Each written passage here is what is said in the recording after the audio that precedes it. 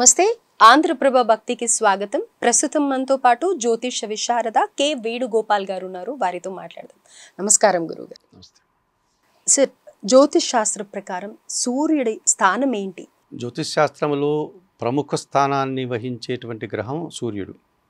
ఎందుకంటే మనకున్నటువంటి నవగ్రహాల్లో ఆయనకి అగ్రతాంబూలం ఇవ్వడం జరిగింది. గ్రహరాజు అని పిలుస్తాం. రాజు అంటేనే దేశానికి అధిపతి, మరి ఈయన గ్రహ సామ్రాజ్యానికి అధిపతి రాజు. అట్లాగా సూర్యుని యొక్క ప్రసక్తి చాలా ప్రాముఖ్యతను సంతరించుకుంది మనకు జ్యోతిష్ శాస్త్రంలో. సహజంగా మనం రాజు అంటే పరిపాలించేటువంటి వాడు, ఒక ఆధిపత్య ధోరణి కలిగినటువంటి వాడు. ఇది దేశాన్ని పరంగా తీసుకుంటే. అదే కుటుంబ పరంగా తీసుకుంటే తండ్రి, ఇంట్లో ప్రధానమైనటువంటి వ్యక్తి. సో తండ్రికి ప్రాతినిధ్యం వహిస్తాడు, రాజుకు ప్రాతినిధ్యం వహిస్తాడు. మనం కార్యాలయాల్లో అధికారికి ప్రాతినిధ్యం వహిస్తాడు, ఒక బాస్ లాంటి వాడు. సహజంగా ఇప్పుడు మనం చెప్పుకున్నవన్నీ తండ్రి కావచ్చు, రాజు కావచ్చు, మనకు ఒక అధికారి కావచ్చు, వీళ్ళందరికీ ఉన్నటువంటి గుణం ఏంటి? ఆధిపత్య ధోరణి, ఒక రకమైనటువంటి పరిపాలన దక్షత, అంటే అడ్మినిస్ట్రేషన్ క్వాలిటీస్ అంటాం కదా, అలాంటి వారి మాట మనం వినాలి మిగతా సభ్యులంతా. అట్లాగా వీరికి ఎదుటి వాళ్ళని ఒప్పించే గుణం ఉంటుంది, ఎదుటివారి మీద అధికారం చలాయించే గుణం ఉంటుంది, అధికారాన్ని చేపట్టే గుణం ఉంటుంది, ఆధిపత్య ధోరణి ఉంటుంది, కాస్తో కోస్తో అహంకారం ఉంటుంది, బాసులకి అధికారానికి కోపం ఉంటుంది, వారి మాట వినకపోతే వారు మనల్ని శిక్షించడానికి కూడా వెనుకాడరు. ఈ లక్షణాలన్నీ సూర్యుడికి ఉన్నాయి, సూర్యగ్రహానికి. సో వీటన్నిటికీ ప్రాతినిధ్యం వహిస్తాడు. పూర్వకాలంలో రాజులు, ఇప్పుడు ప్రధానమంత్రులు, ముఖ్యమంత్రులు, రాజకీయ నాయకులు, మంత్రులు, వీళ్ళందరూ కూడా సూర్య భగవానుడు లక్షణాలు కలిగినటువంటి వారే. అలాగే మన ఆఫీసుల్లో పనిచేసేవారు, కుటుంబంలో తండ్రి, వీరందరికీ కూడా ఈ గుణం ఉంటుంది. వారు ఒకరి కింద పనిచేసే తత్వం రవికి ఉండదు, సూర్య భగవానుడికి ఉండదు. 10 మందిని పనిచేయించే గుణం ఉంటుంది, అధికార తత్వం కలిగి ఉంటాడు. సో ఈ క్వాలిటీస్ అన్నీ కూడా సూర్య భగవానుడికి ఉంటుంది. ఇవన్నీ మనకు జ్యోతిష్ శాస్త్రంలో గ్రహాలలో సూర్యుడికి సంబంధించినటువంటి కారకత్వాలు. రైట్. అయితే సూర్యుడిని మెయిన్గా తీసుకున్నప్పుడు ఆయన ఎటువంటి ఫలితాలను ఇస్తూ ఉంటాడంట? మీరు ఒకవేళ ఉద్యోగానికి ప్రయత్నం చేస్తున్నారు, ఉద్యోగం రావడానికి సూర్యుడే కారణమవుతాడు. అందులో ప్రభుత్వ ఉద్యోగానికి ఇంకా ఇంపార్టెంట్. ఓకే. ప్రైవేటు ఉద్యోగాలు అనుకోండి, అందులో 1-2 ప్రధానమైనటువంటి స్థానాలు ఉంటాయి కదా. ఆ ఆఫీస్లో A1, A2 అని చెప్తూ ఉంటాము. మేనేజర్, అసిస్టెంట్ మేనేజర్, అలాంటి తత్వం కలిగి ఉంటాడు. అంటే higher designations, head master, principal, dean, directors, ఇలాంటి పోస్టులన్నీ ఆయన కలిగి. అంటే వాళ్ళ జాతకంలో సూర్యుడు డామినేటెడ్గా ఉంటే డెఫినెట్గా అవుతారు. సూర్యుడు ఫేవర్గా ఉన్నా కూడా అవుతారు. లగ్నంలో రవి ఉన్నాడు అనుకోండి, డెఫినెట్గా వాళ్ళు అలాంటి పొజిషన్లోనే ఉంటారు. లేదు, రవి మంచి స్థానంలో ఉన్నాడు, అనుకూల స్థానంలో, అతని యొక్క రాశి చక్రంలో ఉంటే, దశమ స్థానంలో రవి ఉన్నాడు అనుకోండి, తప్పకుండా అతను ప్రభుత్వ ఉద్యోగంలో అధికారం అవుతాడు. అందులో కూడా IAS, IPS, గ్రూప్ 1 ఆఫీసర్ లాంటివి కావచ్చు. లేదు, ప్రైవేట్ సెక్షన్లో నెంబర్ 1 పొజిషన్లో ఉండొచ్చు, అతనే ఇన్ఛార్జ్ కావచ్చు, అతనే డైరెక్టర్ కావచ్చు, ఓనర్ కావచ్చు అతను. సో అటువంటి లక్షణాలన్నీ కలిగి ఉంటారు. కొద్దిగా ఈ పురుషాధిక్య లక్షణాలు కూడా ఉంటాయి. అది ఆడవాళ్ళలో ఎక్కువ ఉన్నా కానీ ఆడవాళ్ళలో కూడా ఉంటాయి ఆ లక్షణాలు ఉంటాయి. ఆడవాళ్ళకి ఆ పొజిషన్ ఉన్నప్పుడు ఆ డామినేషన్ ఉంటారు వాళ్ళు. కొద్దిగా వాడు సహజంగా కాస్త సుకుమార తత్వం కలిగినప్పటికీ ఆ పదవికి న్యాయం చేయడం కోసం ఆ బాసిజం చేస్తారు. సో ఆ అధికార గుణం ఆడవారికైనా ఉంటుంది, మగవారికైనా ఉంటుంది, ఎవరికైనా ఉంటుంది. కొంతమంది చిన్న ఉద్యోగం చేసే వారిలో రవి బాగుంటే వాడు ఎవరికి భయపడ్డు, వాడు కూడా అధికారం చలాయిస్తాడు. అవును. సో ఆ గుణం, అది ఆ రవి ఇచ్చేటువంటి గుణం. అయితే వీళ్ళ జాతకాల్లో డామినెంట్గా రవి ఉంటే కనుక అలాంటి లక్షణాలు ఉంటాయి. అయితే కొంతమందికి చాలా మటుకు అంటే ఎంత ట్రై చేసినా ఉద్యోగం రాకపోవడం కానీ, లేకపోతే ఆరోగ్యపరమైన చిక్కులు రావడం కానీ ఇలాంటివి ఉంటే, మరి అలాంటప్పుడు సూర్య భగవానుడు కూడా రోగస్థానంలో ఉంటే అనారోగ్యాన్ని ఇస్తాడు. అసలు సూర్యుడు మనకు ఆ కిరణాలే ఆరోగ్యకరమైనటువంటి కిరణాలు, జీవకారకుడు. సో సూర్య భగవానుడు కన్నా బలహీన పడితే, సూర్యగ్రహం కన్నా మన జాతక చక్రంలో అది రోగస్థానంలో ఉంటే తప్పకుండా మనకు అనారోగ్యాలు వచ్చేటువంటి లక్షణాలు ఉంటుంది. సూర్యుడు కన్నా సక్రంగా లేకపోతే శరీరంలో అనేక రకమైనటువంటి ఇబ్బందులు వస్తాయి, తలకు సంబంధించిన అనారోగ్యాలు వచ్చే అవకాశం ఉంటుంది. కొంతమంది మనం ముఖ్యంగా మగవాళ్ళని చూసినప్పుడు బాల్డ్ హెడ్ కనిపిస్తూ ఉంటుంది, హెయిర్ అంతా సూర్యుడే కారకుడు. అంటే వేడి తత్వాన్ని కలిగినటువంటి వాడు సూర్య భగవానుడు. చంద్రుడు చల్లని తత్వాన్ని ఇస్తే ఆయన వేడి తత్వాన్ని ఇస్తాడు. సో అడ్మినిస్ట్రేషన్ క్వాలిటీస్ వల్ల అతనికి విపరీతమైన ఆలోచనలు ఇవన్నీ కారణాల వల్ల ఆ హెయిర్ లాస్ అవుతూ ఉంటుంది. సరే, శరీరంలో కొంచెం సహజంగా మనం నా శరీరం చాలా చల్లదనం, నా శరీరం చాలా వేడి అని చెప్పుకుంటూ ఉంటాం. అంటే ఉష్ణతత్వాన్ని ఎక్కువగా ఇస్తాడు. ఎందుకంటే ఆయన లక్షణమే అది కదా, సూర్యగోళం, అతను అగ్నిగోళం కదా. ఆ ప్రభావం అంతా మన మీద ఉంటుంది. కనుక అనారోగ్యాలు కూడా కొన్ని సందర్భాల్లో కుడి కన్ను చూపు తగ్గడానికి, చత్వారం రావడానికి ఆయన ప్రాతినిధ్యం వహిస్తాడు. శరీరంలో తలకు ప్రాతినిధ్యం వహిస్తాడు. కొన్ని సందర్భాల్లో గుండెకు సంబంధించిన తత్వాన్ని ఇస్తూ ఉంటాడు. శరీరంలో వేడి తత్వాన్ని కలగడానికి ఇస్తూ ఉంటాడు. తర్వాత మనకు చర్మ సంబంధమైనటువంటి ఒక వ్యాధి ఉంటుంది, అటువంటి రోగాలు రావడానికి ఆయన కారకుడు అవుతాడు. ముఖ్యంగా అయితే తలకు సంబంధించి తల, కుడి కన్ను, ఈ కొన్ని చర్మ సంబంధమైనటువంటి రోగాలు. అంటే అన్ని రాశుల్లోకి అన్ని నక్షత్రాల్లోకి మెయిన్ ఈయనే కాబట్టి పై స్థానంలో ఆయనే ఉంటారు కాబట్టి మెయిన్ హెడ్ దగ్గర నుంచి స్టార్ట్. ఆయన బాగుంటే బాగుంటుంది, బాగాలేకపోతే ప్రతికూల ఫలితాలు వచ్చేస్తాయి. ఇప్పుడు మీరు అన్నట్టుగా రవి బాలేడు అనుకోండి, ప్రభుత్వ ఉద్యోగం రాదు. ఇప్పుడు కొంతమంది పిల్లలు వచ్చి అడుగుతూ ఉంటారు, నేను గవర్నమెంట్ సెక్టర్లో వెళ్ళాలనుకున్నాను గురువు, చాలా మంది కోరిక ఉంటుంది, నేను సివిల్ సర్వీస్ రాస్తాను, ఐఏఎస్ అవుతాను, ఐబిఎస్ అవుతాను, నాకు ఇష్టం అన్నప్పుడు చూస్తే సూర్యుడు వాళ్ళకి బాగాలేదనుకోండి, కాలేరమ్మా, ఇబ్బంది పడతావు, ప్రైవేట్ సెక్షన్లో ట్రై చేసుకో. లేదు, కొంచెం సూర్యుడికి సంబంధించిన పరిహారాలు చేసుకొని గ్రూప్ 1, 2 ప్రయత్నం చేసి అట్నుంచి మళ్ళీ కాలక్రమేణా ఏదైనా రావడానికి ప్రయత్నం చేయి అని చెప్పచ్చు. ఎందుకంటే వాళ్ళ సమయాన్ని వేస్ట్ చేసుకోకుండా ఉండడం కోసం. సూర్యుడు బలంగా ఉన్నాడు అనుకోండి, జ్వరం బలంగా ఉన్నంత మాత్రాన మానవ ప్రయత్నం కూడా అవసరం కదా. సో సూర్యుడు అనుకూలంగా ఉన్నాడు, కష్టపడు, నువ్వు దాన్ని నీ ప్రయత్నం నువ్వు చెయ్యి, వచ్చే అవకాశం ఉంది అని చెప్తాం మనకు. అది చార్ట్ చూసి చెప్పొచ్చు. అట్లా సూర్యుడు బాగాలేకపోతే తండ్రికి అనారోగ్యం వస్తుంది. కన్న తండ్రి ఉంటారు కదా, కన్న తండ్రి అనారోగ్యాన్ని కూడా సూర్యుడే కదా మనకి. అంటే వీళ్ళ బర్త్ చార్ట్ పేరెంట్స్ కి కూడా ఎఫెక్ట్ అవుతుంది. తప్పకుండా అవుతుంది.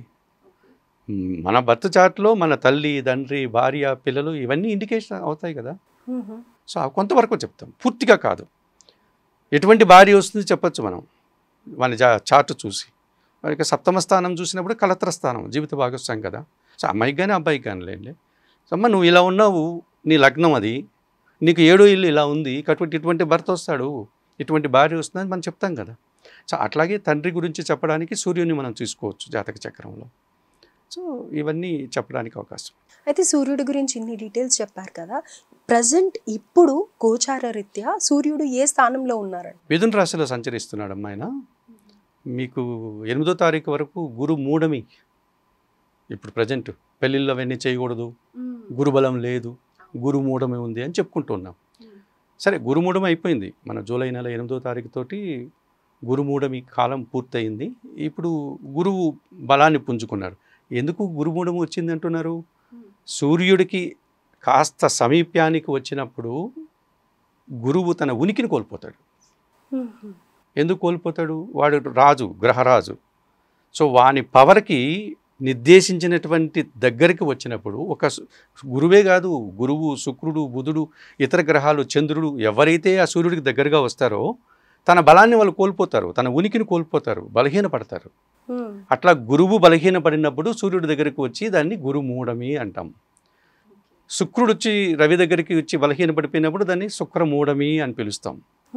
చంద్రుడు సూర్యుడి దగ్గర వస్తాడు, అమావాస్య, చంద్రుడు కనపడ్డు మనకు, చీకటి, చంద్రమేను ఉనికిపోతుంది కదా. సో అలాగే బుధుడు సూర్యుడి దగ్గరికి వస్తే ఆ బుధుడు ఇచ్చేటువంటి కారకత్వాలన్నీ కోల్పోతాడు. ఇప్పుడు మనం ఒక కార్యాలయంలో పనిచేస్తున్నాము, ఇండివిజువల్గా మీకు అప్పగించిన డ్యూటీ, మీ ఉద్యోగం మీరు చేస్తుంటారు. మీ బాస్ దగ్గరికి పోయి మీరు నిలబడినప్పుడు చాలా వినయ విధేయతలుగా ఉంటారు. మీరు ఇండివిజువల్గా కూర్చున్నటువంటి చైర్లో ఉన్నటువంటి ఆ ప్రభావం, ఆ శక్తి, ఆ అధికారం ఆయన దగ్గర చూపలేం కదా. సో అట్లాగా గ్రహాలన్నీ కూడా సూర్యభగవాను దగ్గరకు వచ్చినప్పుడు తమ శక్తిని కోల్పోతాయి. రైట్. అయితే ఇప్పుడు నాకు ఒక చిన్న డౌట్, మరి ఆ శక్తి కోల్పోయినప్పుడు ప్రతి ఒక్కరికి రవి బలం ఎంత ఉండాలో గురుబలం కూడా అంతే ఉండాలి కదా. గురుబలం పోయింది కదా. మరి అలాంటప్పుడు అందుకే గురుబలము, గురుమూఢమై శుక్రమూఢమై ఉన్నప్పుడు వివాహాలు చేయొద్దని చెప్తుంది శాస్త్రం. ఓకే, అంటే అది పెళ్లిళ్ళ రీత్యా ఓకే, అదర్వైజ్ ఉద్యోగాల రీత్యా కానీ గురుబలం అన్నిటికీ పోయినట్టే. గురువు మూఢమిలో ఉన్నప్పుడు, సూర్యుడికి సామీప్యానికి చేరి తన శక్తిని కోల్పోయినప్పుడు మనకు గురుబలం ఎవరికి ఉండదు, ఏ రాసుల వారికి ఉండదు. కాకపోతే అది ఏ స్థానంలో జరుగుతోంది చూస్తాం. ఇప్పుడు మొన్నటి వరకు మిథున రాశిలో రవి గురువులు ఉన్నారు. రవికి దగ్గరగా గురువు వచ్చాడు, గురువు పోయింది. కాబట్టి మేము వివాహాలన్నీ చేయొద్దన్నాం. ఎందుకంటే వివాహానికి ఒక గృహము నిర్మించుకోవడానికి గురుబలం ఉండాలి. సో అందువల్ల గురుబుల్లి. అలాగే శుక్రుడు వస్తాడు మళ్ళీ మనకు ఈ డిసెంబర్లో స్టార్ట్ అవుతుంది. శుక్రుడు బలాన్ని కోల్పోతాడు. దాన్ని శుక్ర మూఢమి అంటాం. అది 2026 ఫిబ్రవరి వరకు శుభకార్యాలు చేయడానికి లేదు కొన్ని కార్యక్రమాలు.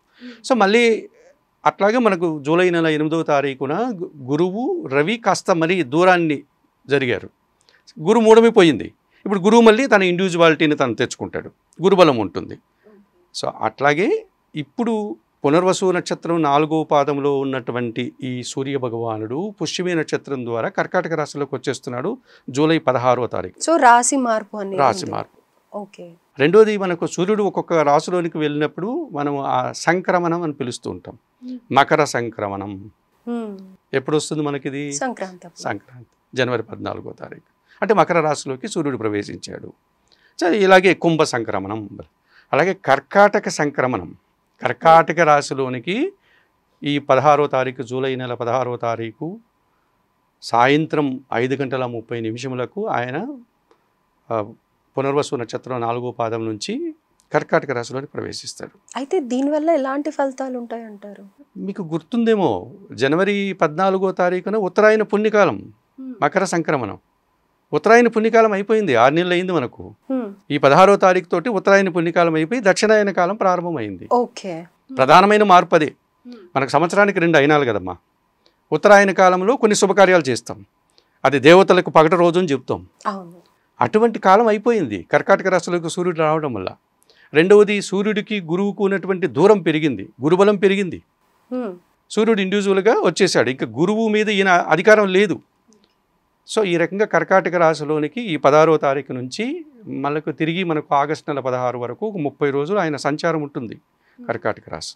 సో కర్కాటక రాశిలో ఉన్నప్పుడు 12 రాశుల మీద వాటి ప్రభావం కనిపిస్తుంది మనకు. సో ఏ రాశి మీద ఎలాంటి ఫలితాలు, అంటే మంచి చెడు 2 ఫలితాలు ఉంటాయి కాబట్టి అన్ని రాశుల మీద ఉంటుంది. కొన్నిటికి రవి యోగం, రవి వల్ల మనం ఇదివరకు అనుకున్నట్టుగా ఉద్యోగం కావచ్చు, తండ్రి నుంచి ఏదైనా సహాయం కావచ్చు, ప్రభుత్వం నుంచి సహాయం కావచ్చు జరుగుతాయి. కొన్నిటికి ప్రతికూల ఫలితాలు రావడానికి కూడా అవకాశం ఉంటుంది. అయితే ఆ రాశులు ఏవి అనేది చెప్పే వీలు ఉంటుందంటారా? తప్పకుండా అమ్మ. మనకు ప్రధానంగా వృషభ రాశి వారికి 3వ ఇంట కర్కాటక రాశిలో రవి సంచారం జరుగుతోంది. అంటే ఇప్పుడు మీరు చెప్పేది మంచి ప్రభావం ఉండే రాశులు. ముందు ఆ వాటి గురించి చెప్పుకున్నాం పాజిటివ్గా. వృషభ రాశి వారికి చతుర్థాధిపతి 4వ ఆధిపత్యం వహించేవాడు, 4వ యొక్క రాశికి ఆధిపత్యం వహించే, అంటే సింహరాశికి అధిపతి కదా ఆయన ఇప్పుడు కర్కాటక రాశికి వస్తున్నాడు. అంటే అది 3వ పొజిషన్. అంటే అధికారుల సహకారం బాగా ఉంటుంది, నిరుద్యోగులు ఉద్యోగం తెచ్చుకోవడానికి అవకాశం ఉంటుంది, ఉన్న ఉద్యోగంలో పదోన్నతులు రావడానికి అవకాశం ఉంటుంది, తండ్రి గారి అనారోగ్యంగా ఉంటే ఆరోగ్యవంతుడు అవుతాడు, ప్రభుత్వం నుంచి రావాల్సిన సహాయం ఏదన్నా ఉంటే అటువంటి వారికి అందే సహకారం ఉంటుంది. ఈ రకంగా వృషభ రాశి వారికి బాగుంది. తర్వాత కుంభరాశి వారికి ఈయన సప్తమాధిపతి షష్టమములో ఉన్నాడు. అంటే కుంభరాశి వారికి 7వ ఇల్లు సింహరాశి, 6వ ఇంట్లో కర్కాటక రాశిలో ఆయన సంచరిస్తున్నాడు. 6వ ఇంట్లో సూర్య భగవానుడు ఉంటే గట్టి పోటీ తత్వాన్ని ఇస్తాడు. ఇప్పుడు పరింపలు మీరు ఉన్నట్టుగా ఎగ్జామ్స్ రాస్తున్నారు ఉద్యోగం కోసం, అందులో విజయం సాధించడానికి అవకాశం ఉంటుంది. ఇది ఇంటర్వ్యూస్ ఉన్నాయి, ఈ ఇంటర్వ్యూని ఎదుర్కొని వాళ్ళు సక్సెస్ కావడానికి అవకాశం ఉంటుంది. అంటే కాంపిటీషన్లో నెగ్గేటువంటి గుణాన్ని ఇస్తాడు 6వ ఇంట్లో రవి ఉంటే. అయితే వీరికి ఏల్నాటి శని ఇలా ఏదో ఉంది కదా ఎండింగ్, అది కొంతవరకు ఉంటుంది. ఓకే. ఈయనిచ్చేవి ఇస్తూ ఉంటాడు. ఇది సూర్య భగవాను గురించి మనం మాట్లాడుకోండి, వాటి ప్రభావం ఉంటుంది కొంత. ఓకే. అంటే సూర్యుడు ఇచ్చేటువంటిది ఆయన ఇచ్చేటువంటి గుణం ఉంటుంది. 6వ ఇంట్లో ఉండేటప్పుడు కొన్ని అనారోగ్య లక్షణాల నుంచి బయటపడేటువంటి గుణం ఉంటుంది. అది ఇది సూర్యుడికి సంబంధించిన అనారోగ్యాలు ఏమైనా ఉంటే ఇప్పుడు సూర్యుడు ఫేవర్గా ఉన్నాడు కాబట్టి వాళ్ళకి అనుకూలం అవుతుంది. ఇప్పుడు ఒక కంటి సమస్య ఉంది, దాన్ని డాక్టర్ చూపించుకోవడమో, దానికి సంబంధించిన మెడిసిన్ తీసుకోవడమో, కన్ను బాగా కనపడడమో, ఏదో దానికి సంబంధించినటువంటి ట్రీట్మెంట్ జరగడం జరుగుతుంది. ఆ రకంగా ఎవరైనా శత్రువులు ఉన్నారు చిన్న చితక అభిప్రాయ భేదాలతో, వాళ్ళు మిత్రులుగా మారే గుణం ఉంటుంది 6వ ఇంట్లో రవి ఉంటే. అంటే ఆ అభిప్రాయ భేదాలు తొలగిపోతాయి. కొంత ఆర్థికపరమైనటువంటి ఏదైనా మనకు తెలుసో తెలియక రుణాలు చేసింటాం, అవి తీర్చుకోగలుగుతాం. అంటే రుణ విమోచన జరుగుతుంది, రోగ విమోచన జరుగుతుంది, శత్రువు విమోచన జరుగుతుంది. కట్టి పోటీని ఇస్తాడు. విజయాన్ని సాధిస్తాము ఇంటర్వ్యూల్లో కానీ లేకపోతే ఇతరత్ర పరీక్షల్లో కానీ. లేదు ఒక కార్యక్రమం చేసేటప్పుడు నలుగురు వ్యక్తులు కలిసి చేస్తూ ఉంటాం ఒక ప్రాజెక్టు. మీరు ఈ రవి 6వ ఇంట్లో ఉండేటప్పుడు మీరు నెంబర్ 1 పొజిషన్లోకి వస్తారు.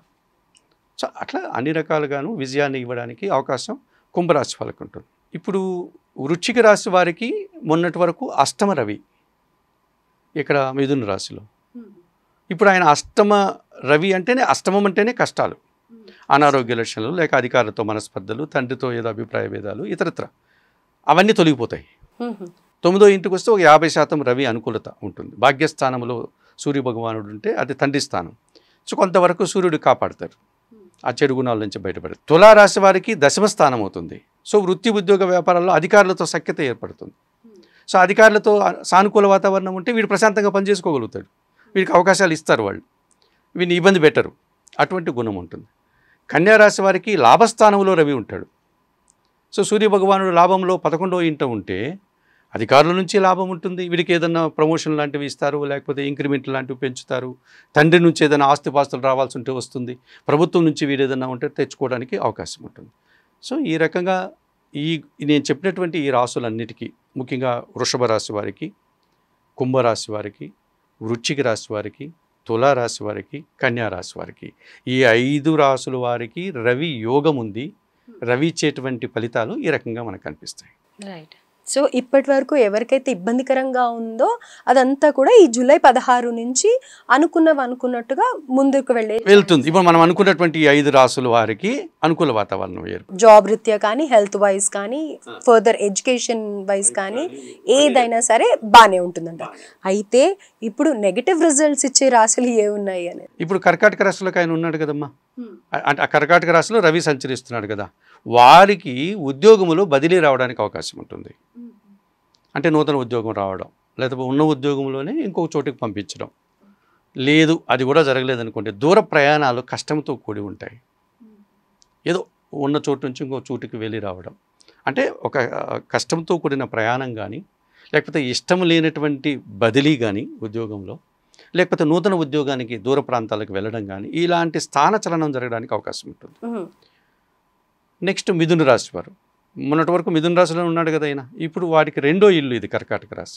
2వ ఇల్లు అంటే ద్వితీయ స్థానము, వాక్ స్థానము ప్రధానంగా, అంటే మనం మాట్లాడే విధానం. సో వీడి మిథున రాశి వారు ఏదైనా మాట్లాడితే ఆ మాటల వల్ల అధికారులతో మనస్పర్ధలు వచ్చే అవకాశం ఉంటుంది. ఓకే, అభిప్రాయ భేదాలు. పోన్లండి వాళ్ళు ఉద్యోగం చేయడం, లేకపోతే ఉద్యోగంలో పెద్ద ఇబ్బంది రాలేదనుకుంటుంది, ఇంట్లో మాట్లాడితే తండ్రితో ఇబ్బందులు రావచ్చు. కానీ ఎక్కువగా ఎవరు చెప్పినా మిథున రాశి వాళ్ళకి ప్రత్యేకంగా ఉద్యోగరీత్యా సమస్యలు ఉంటాయి అని చెప్పేసి చాలా మంది చెప్పారు కదా గురుగారు, అది ఎంతవరకు వాస్తవం? కామన్ గా చెప్పే మాటలు అవి. ఓకే, ఒక్కరి జాతకాన్ని మరొకరి జాతకంతో మనం పోల్చడానికి అందరికీ ఒకేలాగా ఉండదు, కానీ కామన్ గా ఉండే పాయింట్ మిథున రాశి వాళ్ళందరికీ కూడా డిఫరెంట్ గానే ఉంటుంది. ఆ మిథున రాశిలో చంద్రుడు ఉన్నాడు కాబట్టి మిథున రాశి, మిగతా ప్లానెట్స్ అన్ని డిఫరెంట్గా ఉంటాయి కదా, మిగతా వేరే ఉంటాయి కదా మనకి లక్షణాలు. కాబట్టి మిథున రాశి వాళ్ళు అందరూ కూడా ఒకలాగా ఉండరు. రైట్. కాబట్టి మిథున రాశి వాళ్ళకి అందరికీ ఉద్యోగంలో వస్తుందని చెప్పడానికి లేదు, అదేదో 1-2 జాతకంలో కనపడచ్చు. సహజంగా ఇక్కడ ఏమవుతుందంటే ఈ వైద్య రంగం కానీ, జ్యోతిష్ శాస్త్రం కానీ, వీళ్ళందరూ కొన్ని ఎక్కువ మోతాదు ఫలితాలని ఆధారంగా పెట్టుకొని ఒక రకమైనటువంటి పడికట్టు పదాలు వాడేస్తుంటారు. దాన్ని ఏమంటారంటే నాటు వైద్యం అంటాం చూడండి. అవును అవును, ఒక సూచాయిగా అనేయడం ఒక మాట, కామన్ లక్షణాలు చూసి ఇది అని, అది అందరికీ జరగాలని లేదు కదా. ఎగ్జాక్ట్లీ. సో కాబట్టి మిథున రాశి వారు చాలా తెలివైన వారు. ఎందుకంటే కారణం ఆ మిథున రాశికి అధిపతి బుధుడు, వాడు చాలా తెలివైనటువంటి లౌకికాన్ని కలిగినటువంటి వాడు.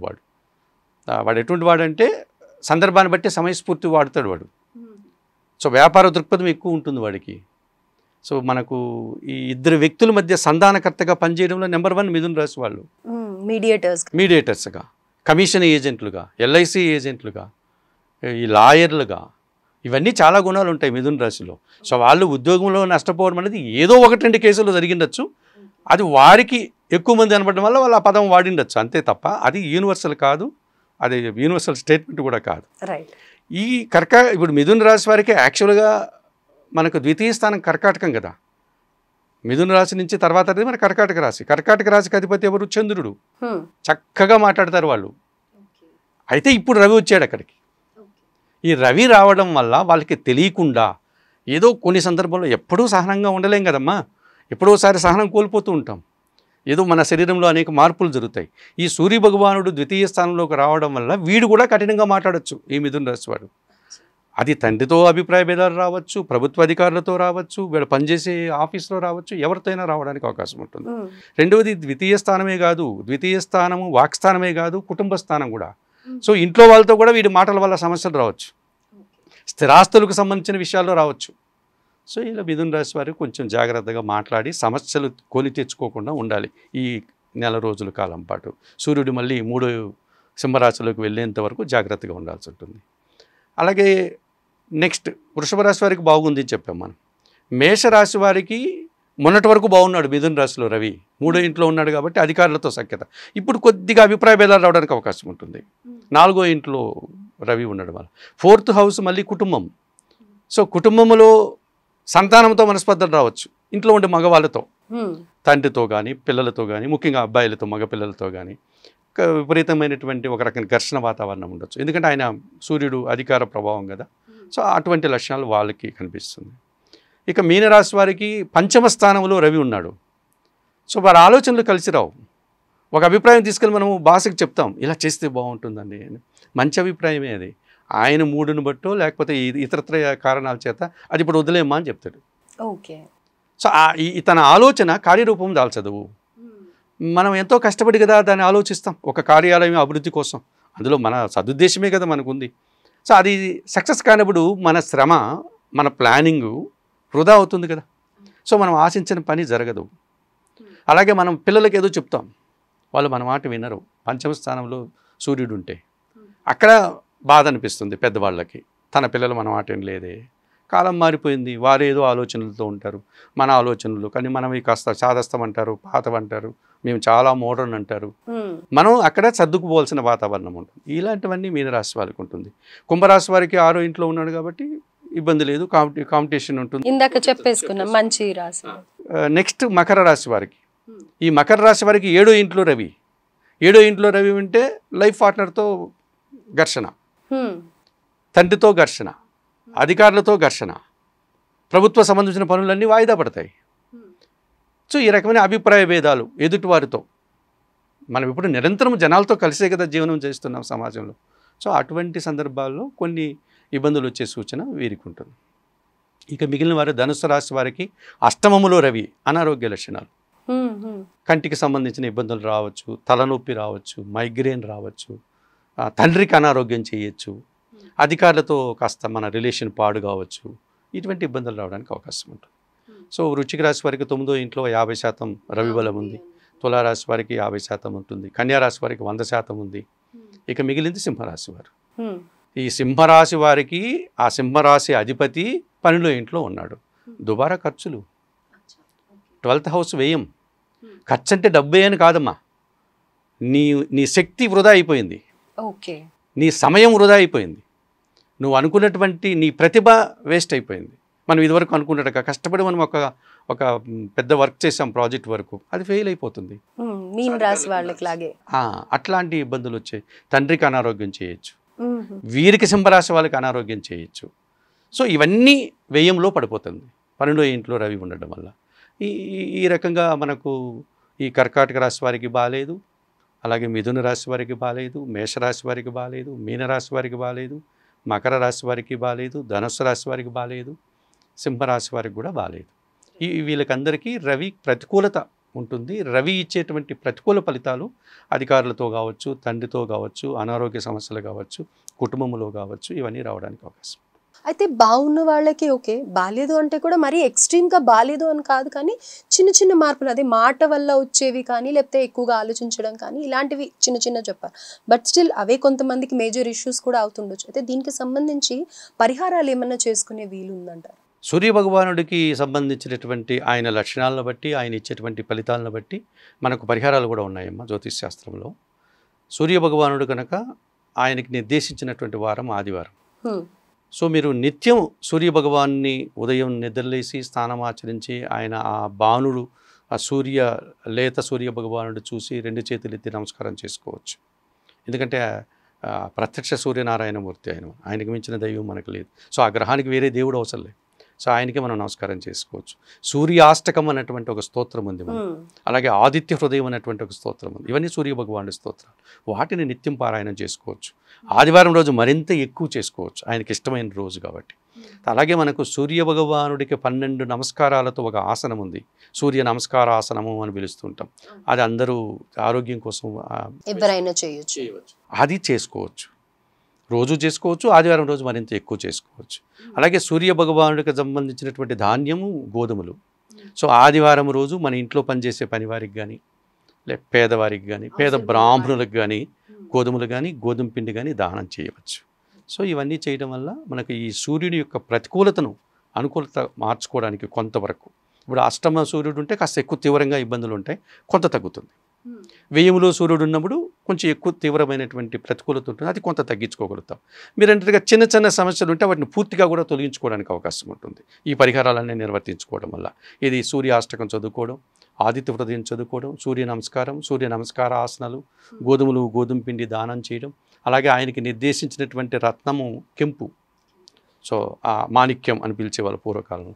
దాన్ని మనం కుడి చేతి ఉంగరం వేలికి, ఇది సూర్య భగవానుడి వేలు, ఆ వేలికి ధారణ చేయడం వల్ల కూడా కొంత ఉపశమనం కలగడానికి అవకాశం ఉంటుంది. అయితే ఇప్పుడు మీరు ఉంగరం అన్నారు కదా, మరి ఎన్ని రోజులు పెట్టుకోవాలంటారు? ఈ ప్రభావం ఉన్నంత వరకు పెట్టుకోవాలంటారా? అంటే పూర్తిగా వారి జాతకంలో సూర్యుడు బలహీనంగా ఉంటే లైఫ్ లాంగ్ పెట్టుకోవచ్చమ్మా. ఆ జాతకంని బట్టి సజెస్ట్ చేస్తారు. ఇప్పుడు నెల రోజులే కదా మనం మాట్లాడుకున్నటువంటి, ఈ నెల రోజులకి ఆ కెంపు ధారణ అంత మంచిది కాకపోవచ్చు. అది ఎక్కువ ఉంటే వారికి ఆ గ్రహణం లేదు, వాడు మంచి ఉద్యోగంలో ఉన్నారనుకోండి, అది ఇంకా బాగా రాణించడానికి పెట్టుకోవచ్చు, లైఫ్ లాంగ్ పెట్టుకోవచ్చు. ఒక అధికారపూరితమైనటువంటి జాబ్ చేసేవాళ్ళు, రాజకీయ నాయకులు నిరంతరం పెట్టుకోవచ్చు. వారు ఒక మేనేజర్ లాంటి వాడు లైఫ్ లాంగ్ పెట్టుకోవచ్చు. రవి బలహీనపడి ఉంటారు కొంతమందికి, వాళ్ళు లైఫ్ లాంగ్ పెట్టుకోవచ్చు. రవి రోగస్థానంలో ఉండింటాడు, ఆరో ఇంట, వాళ్ళు లైఫ్ లాంగ్ పెట్టుకోవచ్చు. ఇలా రవి ఎక్కడ బలహీనపడతాడో, రవి ప్రాతినిధ్యం మనకి ఎంత అవసరం ఉందో దాన్ని ఆధారంగా చేసుకొని ఆయనకి ఆ రవికి బలాన్ని ఇవ్వడం కోసమే మనం చెప్పుకున్నటువంటి పరిహారాలంతా.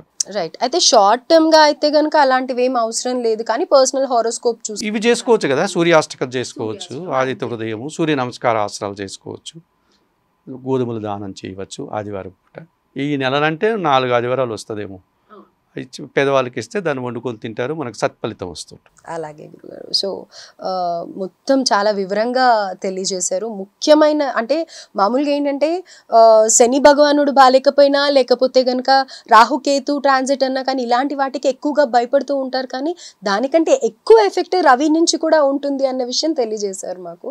అండ్ సూర్యుని ఆరాధించాలి అన్న విషయం కూడా చాలా వివరంగా తెలియజేశారు. ధన్యవాదాలు. నమస్తే.